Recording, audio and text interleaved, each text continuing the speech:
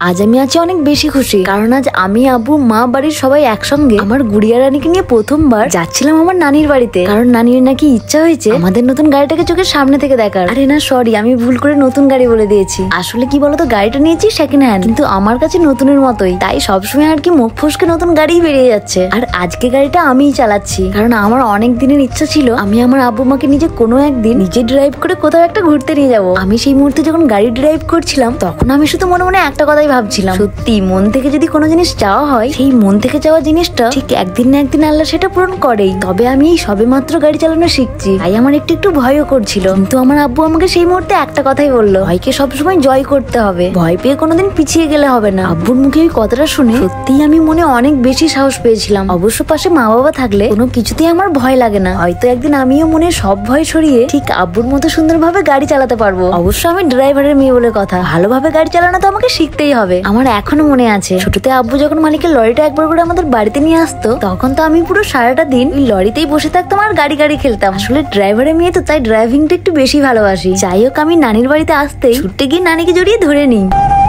কারণ আমার নানির শরীর হয়ে গেছিল প্রচুর খারাপ। অনেক কষ্টের পর মানুষটা একটু ঠিক হয়েছে। আবারও আমি আগের মতো নানির মুখে হাসি দেখতে পাচ্ছি। নানি আবার আগের মতো হয়ে গেছে, আবার আগের মতো হাসি। অনেক ডাক্তার দেখিয়েছে, মানে বলে না যেখানে ভালো হবে সেখানে হবে। এখানে মানে একটা ছোট ডাক্তার কাছে ভালো হয়েছে না, এখন নানি একদম ঠিক আছে, চাঙ্গা।